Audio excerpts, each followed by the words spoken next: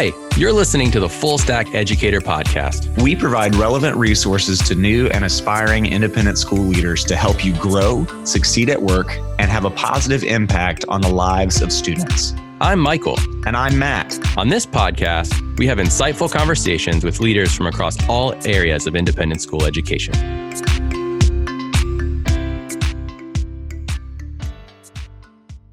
Hey, Michael. Matt, we're here again. We are. We're back for another episode of the Full Stack Educator Podcast. So, question for you. Okay. There's a game that we play in our family called Rose and Thorn, and we share something good, your rose that may have happened during the week, and then every rose has its thorn, right? So then you share something that maybe didn't go so great. So, do you have a rose and thorn? Okay, let me think. All right, so the rose is easy. So I listened to a lot of books on tape while working out or doing whatever, and I started listening to Brene Brown's Dare to Lead, and it is a really good. Yeah. This is my first introduction to Brene Brown.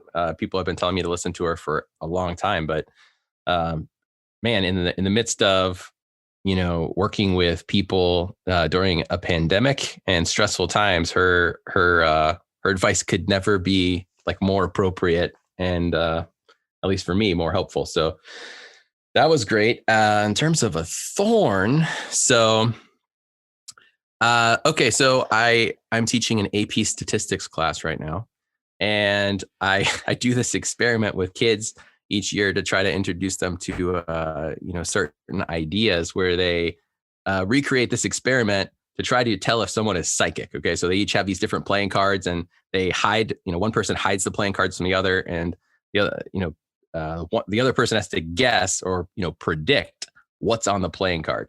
Mm-hmm. And so every year up until now that I've done this, of course, no one is psychic. This year, in the middle of class, this girl accurately predicts the cards with a statistically significant sort of. It was unlikely. It was ridiculously unlikely, right? Okay, well, wait. How did that happen? Well, I don't know, but it definitely threw off the lesson, right? So the thorn is that if you have someone in your class who can predict the future, then your lesson is over and everyone's impressed with her. So it was pretty funny. It was a good time. And if you actually have a psychic in your class, that would definitely change how you test. Absolutely. So that derailed the class and started a whole bunch of really interesting conversations about what might have happened. That's amazing. And she never said anything. She never revealed her hand, so to speak. Well, she thought it was funny, but as best I could tell, it was just random chance. And she just happened to have the most amazing luck I've seen. That's awesome. It's pretty incredible. Well, great. Yeah. What about you? Okay, so my rose is kind of interesting. So I think I shared in the last episode that I'm at a new school, new job, still getting to know people. And when everyone's wearing masks, that's not always the easiest thing. So, right. I think we all feel a little disconnected from our colleagues right now. So I walk out of my office and there's this new kind of display area, and someone has set up this absolutely gorgeous Dia de los Muertos display. And every day this week they've added to it, and it's huge. It's almost, probably 5 yards across. And I mean, this gigantic display. So it's the simplest thing that has just made my day every day, walking out and looking at and getting to see pictures of people's family members. And so it was the Latin American Association for the school kind of put this together and worked with some folks on the faculty and students. And so that was my rose. So my thorn was maybe the opposite of that. I was leaving campus today, and we're still doing sports where sports are only there for family members, just to keep exposure down. So, it'd be great to go watch a cross country match or a tennis match or a football game, but no, can't happen right now. So those experiences will have to wait. It's a little bit sad to have a fall without being able to watch some school sports. So there you have it. Yeah. All right. So something I've been thinking about as we prepared for this episode, and as we interviewed Deborah Dowling, the executive director of the California Association of Independent Schools, is things that we learned in the classroom that translated into leadership really well. So skills in the classroom that translated into leadership. Do you have an example of a skill from your teaching days that translated well into your leadership? Yeah, well, I have some things that I think, man. Other people may say very differently. So I was a chorus teacher, and you're constantly rallying a whole group. Like group dynamics are a huge thing, and they are everywhere, but particularly for chorus, it's a team sport, so to speak. And I think one of the things I learned early on about my teaching was, we all sort of teach the way we learn.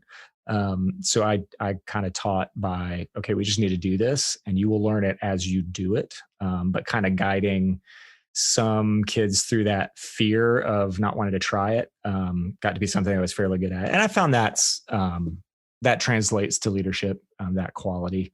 It's definitely not everybody's cup of tea, but being able to, hey, we're going to do this. We're going to try it. We're going to take a risk. And here's what, don't worry. We can get through this. We can come along. That's served me well. So, what about you? Yeah, I love that. That's a great one. That's a really good one.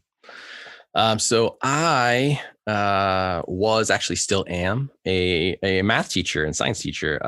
Something that has always been important to me in the classroom that's translated really well into leadership is the importance of strong relationships. And that is especially important right now with just the stress level that people are experiencing. But getting to know students at a deep level, I'm thinking about like differentiation, getting to know their strengths, their weaknesses, their likes, their dislikes, what kinds of problems you get to the point with students, at least, where you can anticipate what they're going to knock out of the park and what they're going to really need support with. And having close relationships in that way, not necessarily friendships, but really close relationships with, people on your leadership team or who report to you. I think my experience has been that that's also helpful, being able to identify it's a really good project for someone to work on. Yeah. You end up you avoid setting people up for failure that way, if you know exactly where their strengths are. Absolutely. Is that kind of what you're getting at? Yeah. Yeah. And also I think that they appreciate being given work that they feel really competent to do. Yeah. So you had a wonderful conversation with Dr. Deborah Dowling. She's the executive director of the California Association of Independent Schools. Something that I thought was really interesting is she started that position in July of 2020. So if you're listening to this, that's like smack dab in the middle of the summer of the COVID pandemic, which is an intense time to take on a new position, as you know. But previously, she was the assistant head at the Chadwick School, the upper school director at Bridges Academy, and the director of studies at Harvard Westlake. So she's got a lot of experience. She's originally from Melbourne, Australia, and has a background in physics, which is near and dear to my heart, and a doctorate in the history and philosophy of science. And so this conversation you had with her is amazing, and I learned a whole lot. So let's get to it.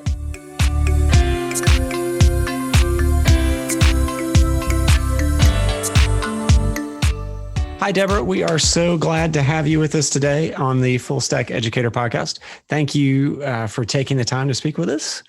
As you know, our listeners are new and aspiring independent school leaders. We'd love to start by asking you to briefly share your journey within education and the path that you took to leadership. Thanks very much, Matt. And hi, Michael. It's great to be on your podcast. So how did I get into education and leadership? Well, I didn't expect that I was going to become a teacher. I was in grad school and I thought I was heading toward an academic career. But while I was doing my graduate work, I was earning a bit of money on the side with various teaching-related sort of part-time jobs here and there. And as I got toward the end of my studies, I realized that the teaching jobs were more fun than the research. And when I was waking up in the morning, I was getting excited about what was I going to be doing in my teaching job more than I was getting excited about what was I going to be doing in the library. And so I decided to give it a shot to apply for teaching positions. I found a job as a science teacher fairly quickly, and that was even more wonderful than I thought because I got to blow stuff up. And I decided that being a science teacher was definitely the most fun thing to do with my life. Oh, that's a lot of fun. What else did you find particularly enjoyable about teaching and the classroom experience? Well, I really enjoyed connecting with the students. I really enjoyed helping and answering questions and feeling useful. But I think the thing that I enjoyed that helped me to rise up in terms of leadership was that I was always interested in what was going on outside of my own little area. Whatever I was doing, I was always interested in why do we do it this way? How does this fit in with what other people are doing? And so I started asking questions and thinking about things that were sort of always a little bit outside of what I was supposed to be doing. It reminded me a little bit of when I was a kid and I was allowed to ride my bike to the end of the block.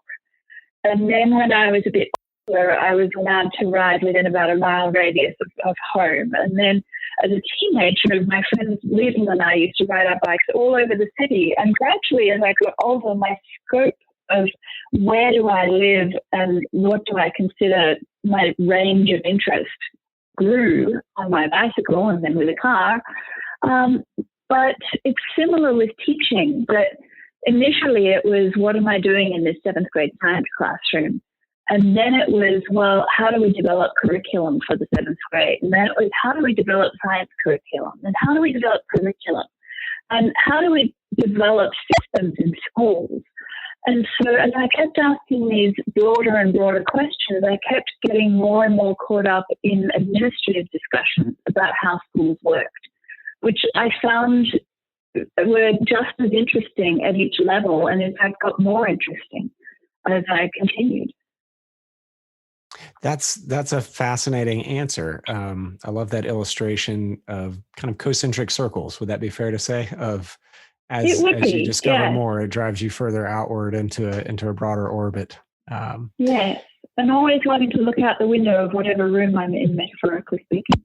So what advice do you have for an aspiring school leader, someone who like you might be only 1 or 2 rings out in their journey of curiosity? What advice would you give them? To keep learning and keep growing. I've been very lucky in my career in that I've been privileged enough to be able to choose between jobs and choose the one that would help me grow rather than the one that would give me the prestige and the money and so forth. I think part of that is just because I'm not terribly ambitious. But there have been several stages in my career where I've been job hunting, and I've had a choice between a job which would be prestigious or very much in line with what I wanted to do ultimately, or another job that was kind of out of left field and would really take me into new areas that I hadn't been before, or would really challenge me in interesting ways. And at each stage, I've chosen the more challenging option. I remember my first full-time job as a physics teacher, I was offered 2 jobs. One was at a school which I thought was exactly the way I would run a school if I could run a school. And it was a dream job in this beautiful school. And the other one was teaching physics in a school which had recently become co-ed. And I walked into the physics department and thought, oh boy, there hasn't been a female in here forever. And there's going to be a lot of work to make this a gender-friendly environment. And of course, that was a job that I chose. I chose a job where I could make a difference. And I remember later in my career, I was choosing between an administrative job that was very similar to what I already had expertise in, and another administrative job that was very different and was really kind of outside my field of expertise. And once again, I chose that latter job because I thought I'd learn more. I could make more of a difference by coming in with a new perspective, and it'd just be more exciting. In both cases, the job I chose actually paid less, and I could tell it was going to be harder work, but I knew I'd learn more and it'd be more interesting. And I'm lucky to have been privileged enough to have been able to make that choice. You seem like a very intrinsically motivated person, because I don't know that a lot of teachers would have made those same choices. I get bored easily. So I'm always looking for something hard and challenging to do. And then the surprising result of that, which I've never actually planned but keeps happening, is that now I have this diverse range of skills, and so people come looking for me. Yeah. So it doesn't sound to me like you are motivated by a sense of sort of beating the challenge, by that type of an accomplishment. Is that fair to say? I always want to find a new challenge. Every time I do beat a challenge, I'm looking around for the next challenge because it gets boring. I start to have deja vu, haven't I solved this problem? Where's another problem I can solve? Gotcha. So what advice would you have to a new school leader? So this is someone who maybe has just taken that challenging job, took the road less traveled, and they've got to figure out how to make it work. I would say that the relationships are more important than anything else you can possibly work on to begin with. Because if you can establish good relationships with your colleagues, then things will fall into place and you can make mistakes and it'll be okay. But if you don't have those relationships in place, then it's a much harder road to travel. So I would say start with making sure that relationships, both people reporting up to you and people who you report up to, and also all the other people around you, the secretaries, the business office people, the HR office. Make sure that you have good relationships there because they will allow everything else to happen. So that's really the most important thing to set up. Now, of course, if you're new to having people report to you, it can be weird sort of overseeing adults. And that can just take a while to figure out. But if you've been a good teacher, then you're going to be a good boss. You just have to find ways of translating the reasons that you're a good teacher into ways in which you're going to be a good boss. And you need to, just as you would do with your students, find ways of connecting with each person who reports to you, finding something that they are proud of and which you can show respect for, and showing them that you listen to them, showing them that you respect them. And then they will listen to you and they will respect you, and you'll be in a much better position than if it's a sort of awkward, hey, I'm so sorry to be your boss because I'm really just your peer, which is what I see in a lot of new leaders in schools. What specific unique aspects from your teaching were you able to translate? How did that look for you when you first started overseeing adults?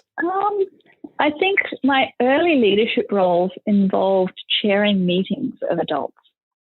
And I did the same rookie mistake that I've seen lots of other new department chairs and new administrators do at first, which is to show up and feel that I was, one among equals and we should all figure out how this was going to go, and it was not my role to tell people what to do.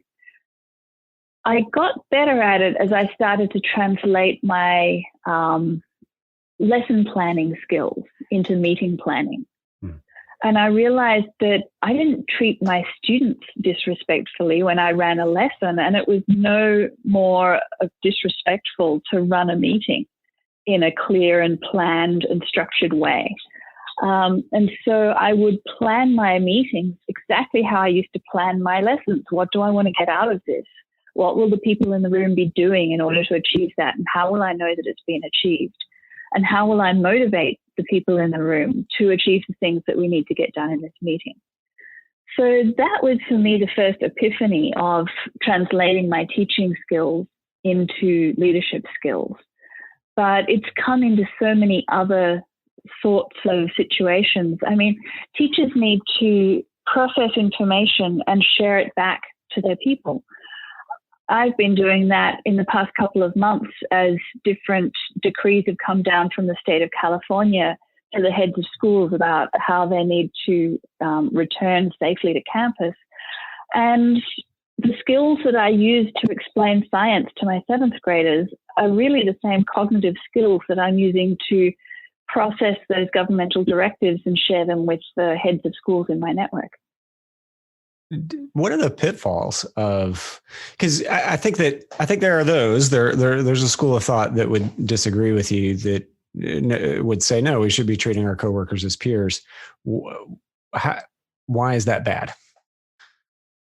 I do treat my coworkers as peers, but the mistake I used to make was thinking that peers can never step forward and organize other peers and can never say, okay, this is what I'm going to do next. I see. And I think that one way I helped to figure out how to do that early on was to remind the people in the room of what my job was. For example, if I'm chairing a meeting and some of my peers are talking over each other or wandering off topic or something like that, then can I say to those peers, some of whom might be older and more experienced than me, that I need them to shut up and get back on topic? Because if I do it that way, it's going to sound very disrespectful. Sure. A transitional phase that I went through in learning to do this with confidence was to say, I'm terribly sorry to interrupt, but as the chair of the meeting, I have a responsibility to make sure that we get through the agenda. Yes. So I'd really like to go back to such and such. So I was reminding them that I was speaking not as someone who thought I was better than them.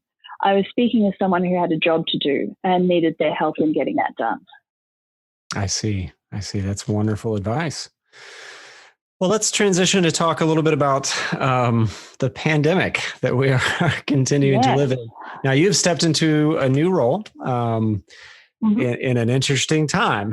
How has that been for you? It has been extraordinary and wonderful and fascinating. I think the pandemic has made it easier for me to transition into my new role than it would have been if it hadn't been for the pandemic. And I realize that's an unusual situation, that the pandemic has made someone's life easier. And to exaggerate the situation even more, I am working with heads of school whose jobs have suddenly become insanely more difficult than it has ever been before. So the pandemic has made me much less in need of support than I would have been, and has made the people I'm supporting much more in need of support. I see. Okay. So the role that I've taken on is running an association of 230 independent schools across the state of California. And before the pandemic, the main things that we did were accrediting the schools and running professional development for heads and trustees. Mm-hmm. Now, when I was expecting to take on this job before the pandemic had started, I had been very worried about how would I get to know these 230 heads of school who are scattered all across the state. I'm going to be flying around to different cities, driving rental cars up to school, saying, hi, I'm Deb Dowling. Let's talk about something or other. And the professional development would, the challenge would be figuring out what all of the heads might want, that they all might want in common when they probably all wanted different things, and so forth. So along comes the pandemic, and bam, I'm having weekly Zoom meetings with the heads of school, with typically 100 of them showing up each week, different ones showing up different weeks, and clamoring for professional development during those weekly meetings that they all need in common right now. I'm getting to see their faces. I'm connecting with them. I'm really managing to establish relationships in my new community so much more quickly and authentically, because I've got real immediate things that need to be communicated between me and these folks. And Zoom has made it possible for us to all see each other's faces. And suddenly I have 230 new friends. That is a tremendously optimistic and bright side thinking that I think we could all use a little bit more of. Well, someone's got to be having a good time because the heads of schools are having an awful time. Yeah. Well, I'm sure that the heads of school you talk to are valuing your advice as well as your attitude. As we're all grappling with this. So how is the pandemic changing the landscape for independent schools? We're past kind of the emergency build the plan as we're going, and we're now into, maybe not normal, but we've got some mileage under us with this pandemic. How has that changed the landscape?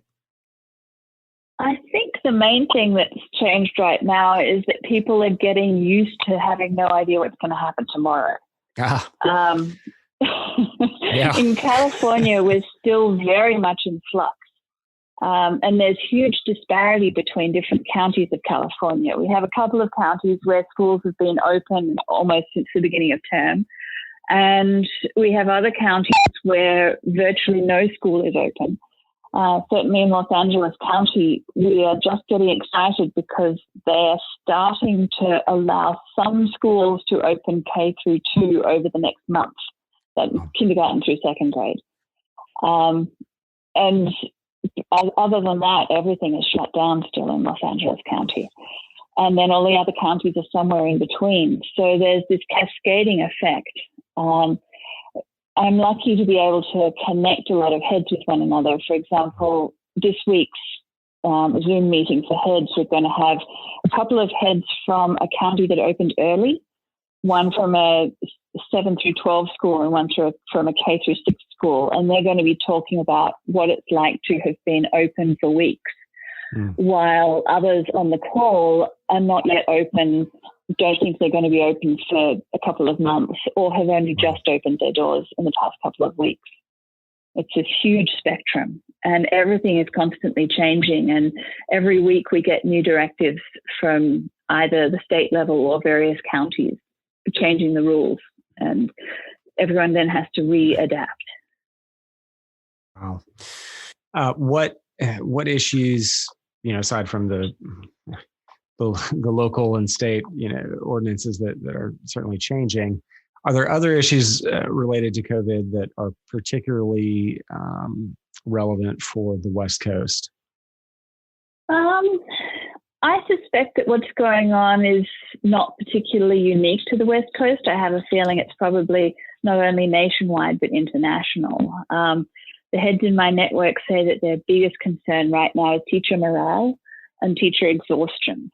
So we're talking a lot about how to help teachers to feel supported, how to create any level of predictability in the lives of teachers under these extraordinary circumstances. So I don't think that's uniquely West Coast. I think that's just every teacher all over the place is trying to deal with things changing so fast. And of course, teachers often are very committed to what they feel the kids need to know in their discipline, especially teachers who've been teaching the same subject for a decade or more. Right. And so administrators are needing to help teachers to understand that it's okay not to hit every point that you've hit in the past, not to assign every assignment that you've assigned in the past, not to grade at the same level of detail that you have in the past. And that the kids are going to be okay. Yes, it won't be what you hope, but you have to prioritize and you have to say no to things and you have to accept compromise. And that can be really, really challenging in schools everywhere. Sure. That's amazing. Over on the East Coast, I guess I hadn't been paying attention or hadn't thought about it, but we tend to think of California as a giant unit, and it's amazing to think the amount of nuance between LA versus Northern California. There must be a massive spectrum of responses, and I'm sure every school and every teacher and every head and every parent has their opinions as well. Very much so.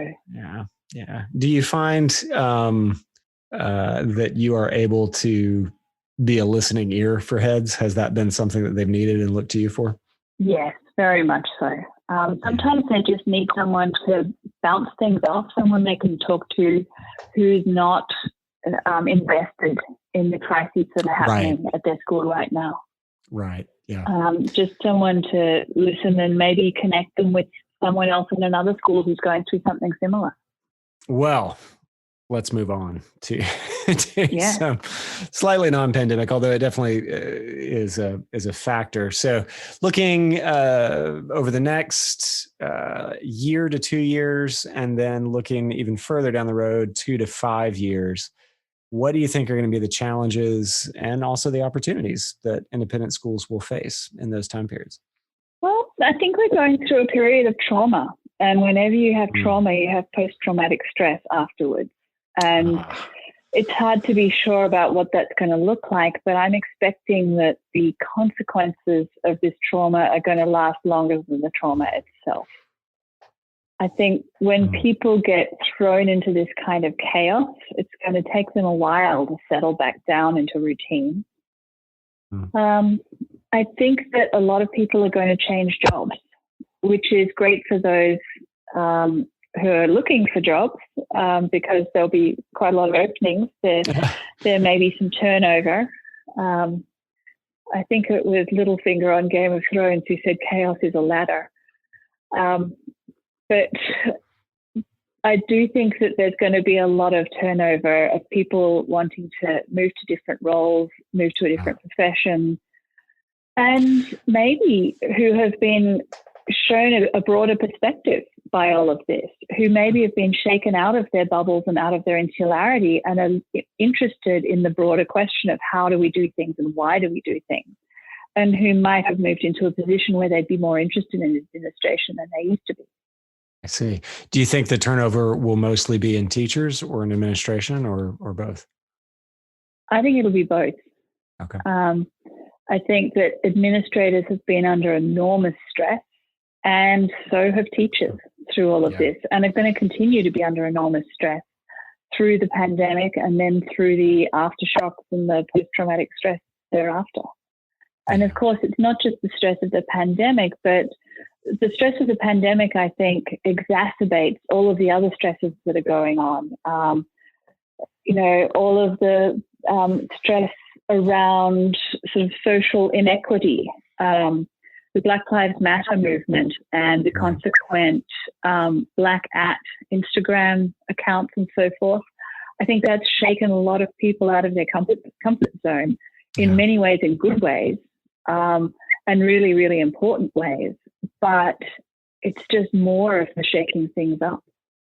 If you had to guess, how long do you think post-traumatic stress will last? Or do you see this, would another way of saying that be that these changes are kind of permanent? I think that most of the changes will not be permanent. I think we will go back to in-person school. We'll go back to having sports teams and orchestras and choirs, and we'll go back to having in-person classrooms in the same rooms that we used to have with the same kind of furniture. I think that possibly online education will get a very big boost. There was a book that came out 10 years ago by Christensen and friends about, I think it was called Disrupting Class. And it was about a shift in the education industry to much more customized online, choose your own adventure type education. I think that this experience is going to help with that.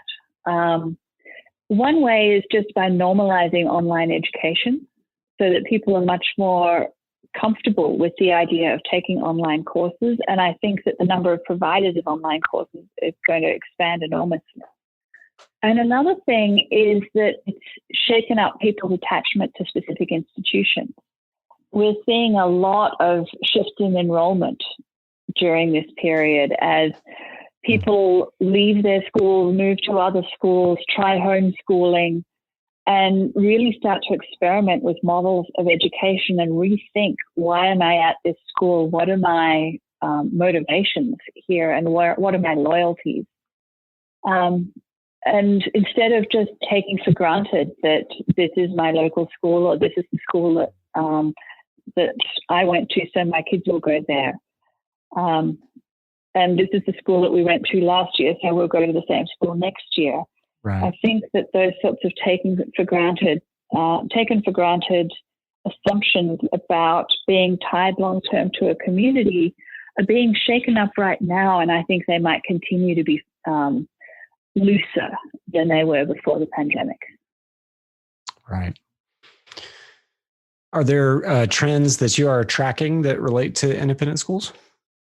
The idea of trend is a bit optimistic right now. Everything is just in chaos. But there's certainly data that I'm tracking. I'm very interested in how enrollment is shifting during the pandemic. Some of our schools in the independent school world are seeing a big influx of kids from the public school system, while others are seeing a big loss of kids because families are not prepared to pay fees for what they see as something that's not that much better now that we're no longer in person. And we're seeing sort of equal ingress and exodus of families into and out of independent schools right now. So, and you said that it's sort of balancing out at the moment, where, there are people leaving because they don't see the value as much when it's all online, and there are people coming in because they don't want to be at a public school online. Yes, I think that the coming and going of students is one thing, and the coming and going of teachers is another thing. I'm also collecting data on teacher retention. Okay. And so far we haven't seen a huge shift in teacher retention, but other states are telling me that they're seeing issues with teacher retention. And I have a feeling that kind of job turnover may be something that's worth collecting data on over time. Yeah. It's I know that's very unsettling for heads as well. I heard a young teacher in the school where my office is held. Someone asked how he was doing, and his response, he took a minute to think about it, and he said, "I'm just trying to make it look like I'm not drowning." And I thought that's just a heartbreaking but accurate response. Well, for a first-year teacher, that's normal. But what's happening is now all of the teachers are in that situation. Yeah. And the poor first-year teachers this year just have it cannot awful. Imagine. On the bright side is it won't get any worse. Let's hope not for those teachers. Yes, and maybe for them it's better because it was all going to be new anyway. That's true. It's just a different kind of new from what they would have been dealing with otherwise. Yeah. Whereas the other teachers thought they got past all of the newness and that they were settled into something they understood. Yes, and it's completely disrupted. What advice do you have regarding leading through these times of change and uncertainty? If you're leading through this kind of chaos, the people who are following you, they want to believe that you know what you're doing. So even if you don't know what you're doing, it's important to figure out which aspect of what you're doing you do actually know about. Now, that sounds very convoluted, but the gist of it is, I hope that as a leader, you know your big picture goals, you know what your mission is, and you know your priorities, so that when you have to unexpectedly shift to accommodate a sudden lack of resources or a sudden lack of time or a sudden lack of opportunities, you know what to prioritize and what it's okay to cut back on. I've been talking to heads in my network about being confident, even though you're not confident about everything. Because as long as you confidently know what you're trying to achieve, what's more important than what, and what resources are at your disposal, then you can navigate through the wilderness with some flexibility and some decisiveness. And you have reasons for saying to the people who are following you, this is the direction that we're going to go now. I think that the people who are following, they need to see that kind of confidence. Yeah. I'm actually thinking metaphorically about actually navigating through real wildernesses, which is something I used to do for fun in my 20s. my friends and I would all go disappearing off into the Australian bush. And we had a friend called Mick who was a very good navigator. And if we were all lost, which happened, multiple times per weekend, we'd look to Mick and he'd say, we'll go that way. And Mick typically didn't know where we were either. He couldn't have opened a map and said, this is where we are. But Right. he knew overall the lay of the land. He knew what was important. He knew what resources we had, and he could figure out how to navigate to a point where he could then figure out what to do next. And so he could say with some confidence, we're going this way, and we would relax and follow it. Wow. You really do enjoy a challenge, don't you? That sounds terrifying to me. I'm sure it was fun for you. How can we better encourage our teams, the folks that are in our sphere of influence, and help maintain a sense of positive morale? There's an acronym, SCARF. I'm trying to remember what it stands for. The A is autonomy, control. I should have looked it up before I said it on a podcast. But there are certain things that people need to have a feeling of control over. And if they can feel that there's some level of control in their environment, that they have some level of autonomy to make decisions, that they have some level of trust in the people who they're following, that there's some level of predictability in their lives, then that's going to help. So I would say that if you're leading people who are distressed and confused and exhausted and constantly having to change direction, then any little nuggets of predictability that you can provide are going to be helpful. In California, we have some schools where the government has said it's okay to open. And the parents are saying, yes, please open, please open. Right. But the heads made an interesting decision at the beginning of the semester. They said, we're not going to open until the end of November. And they're standing by that, because that provides predictability. It allows teachers to plan. There are other schools where they've said, we're going to open as soon as the state is going to allow us to. And so their teachers are constantly on tenterhooks, constantly worrying, will it be tomorrow? Will it be tomorrow? When I'm planning for next month, am I planning to be online or in person or some combination? And so sometimes sacrificing the thing you want, like getting back into in-person classes, is worthwhile so that you can provide the stability of a clear plan. What messaging, thinking beyond staff, even to just the broader school community, what messages are important for folks to hear? I think the first message is it's going to be okay, which is very hard to say sometimes because people's definition of okay varies. And okay doesn't necessarily mean the same as what it would have been. But sometimes you can say it's going to be okay without words. It's just the way you stand. It's your tone of voice. Oh, wow. It's the way you smile. That you have a sense of confidence, that you know what the key things are going to be. When I think back to Mick, who was navigating us through the wilderness, when he would say it's going to be okay, he didn't mean I know where we are on a map and I know what's around the next corner. He meant we have plenty of time to get back to the car by dark.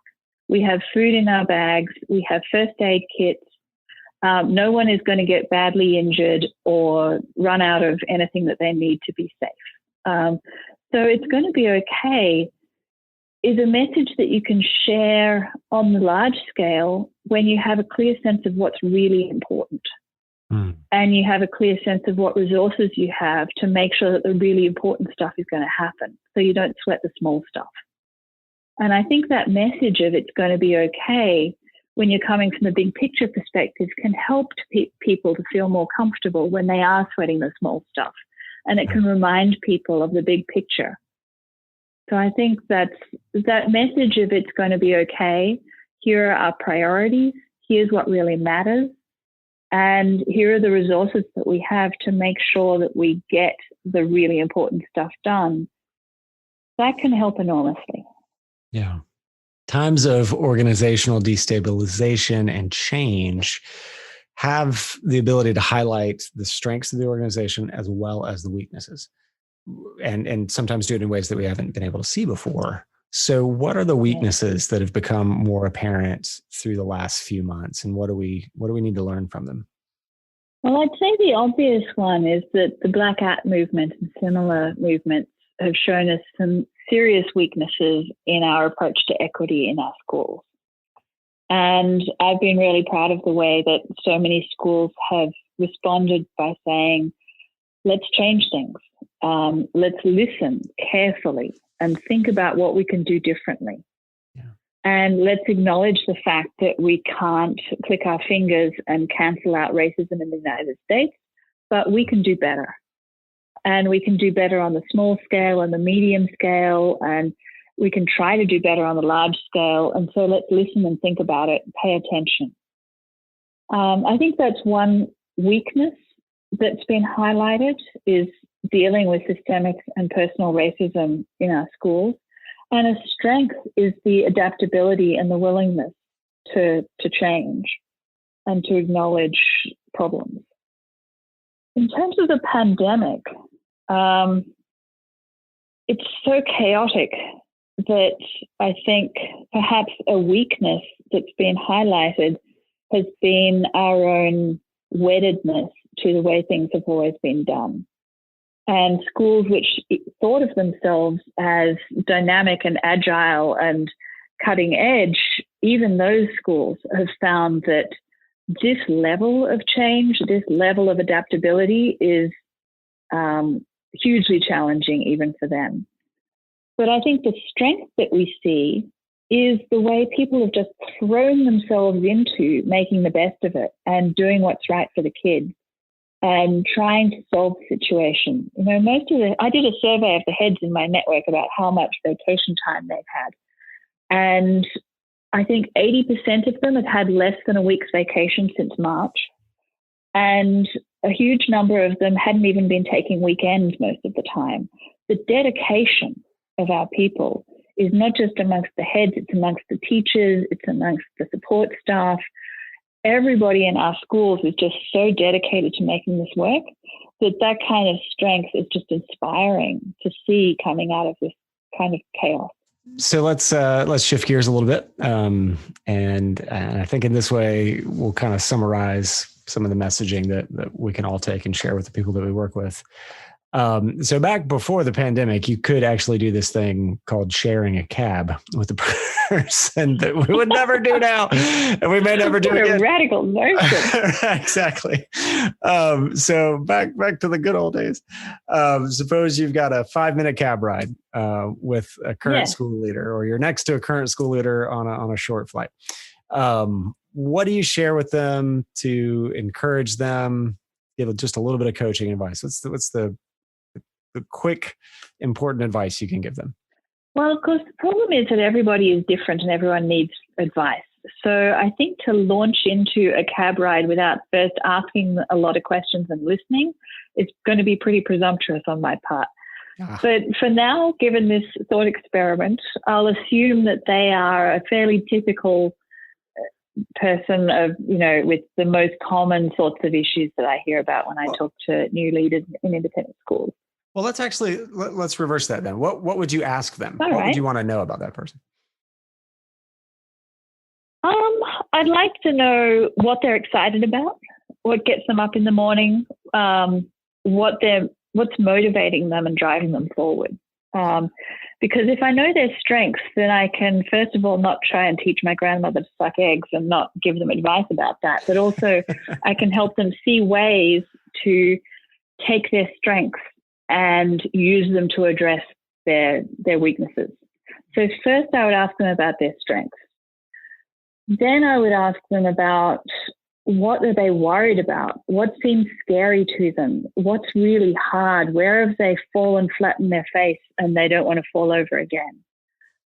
When I think about the new leaders that I've talked to in recent times, I think just managing change and dealing with frightened, upset, exhausted people has been the key issue of the moment. Oh, wow. And the most common strength is that most of them were great teachers. We're really good in the classroom. And we're really good at explaining things to students, helping students who were in crisis and so forth. And so my advice usually involves taking the things that they were good at as a metaphor for what they're dealing with now.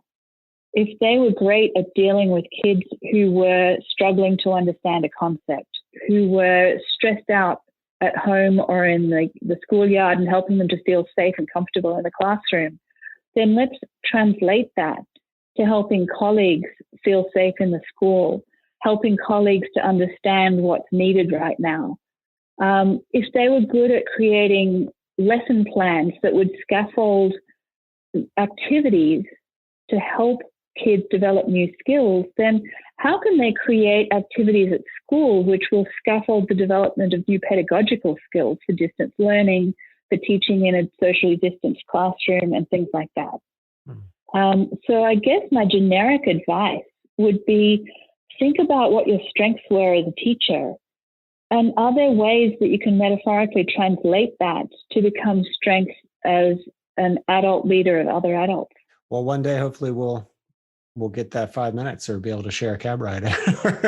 That'd be great. We'll get to visit with you. Another school leader will get to visit with you again. Well, the following questions we ask everybody at the end of our podcast, and they are: what should we be reading? What should we be listening to? And how can people connect with you? Well, the reading and the listening to, I have the same answer for both of those questions. Okay. And that is, read and listen to the voices of people who see the world through different eyes. People who have a different point of view, who've grown up in a different subculture, who have more or less power in this world than you do, who are interested in different things, who have different sets of priorities and expectations, different things that they consider excellence, different things that they consider evidence.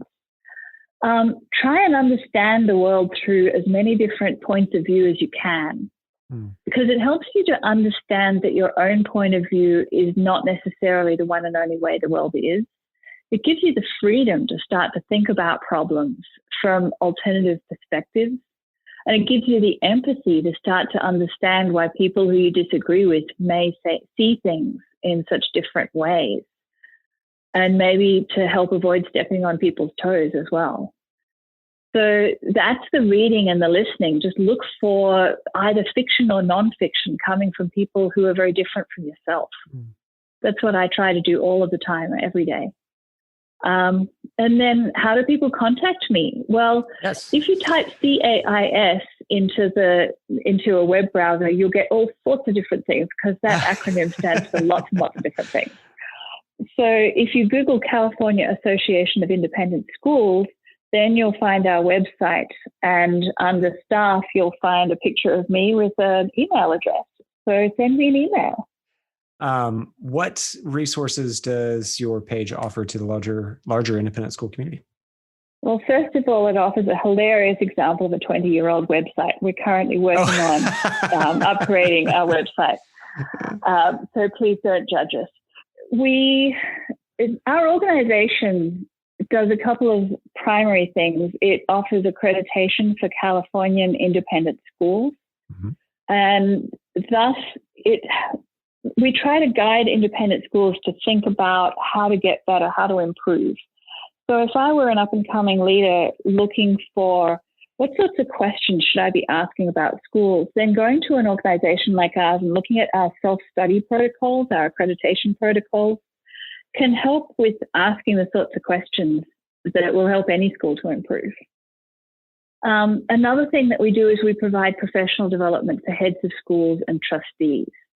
Now, a lot of similar groups also provide professional development for teachers and mid-level administrators, but in California, we have a sort of partner organization called the CATDC, the California Teacher Development Collective, which does that for mid-level administrators and for teachers. And so they have fabulous offerings at those levels. And we provide workshops and conferences and meetings and resources for the heads and for the governance people. So those are the main resources that we offer. That's fantastic. Well, I know many people will check it out. And congrats again on the new position. You are just handling it beautifully. And I know schools in California are thrilled and lucky to have you at the helm of the association. Thank you very much. I'm excited to be in this role, and I'm excited to have had a chance to talk with you today. Oh, well, we have loved it. It's been thoroughly enjoyable. I wish we could talk for hours, but maybe we will again one day. So thank you so much for joining us. We really appreciate it. And we'll check back with you again before too long. Thank you so much. You're welcome. Thank you and goodbye. Thank you for listening to the Full Stack Educator Podcast. We hope that today's conversation helped you grow as an independent school leader. Be sure to check out our show notes for links to resources mentioned in the podcast. If you enjoyed this podcast, please subscribe, rate it, leave a review, and share it with a friend. Episodes of this podcast are released bi-weekly. You can follow and engage with Matt McGee and Michael Amusio on LinkedIn.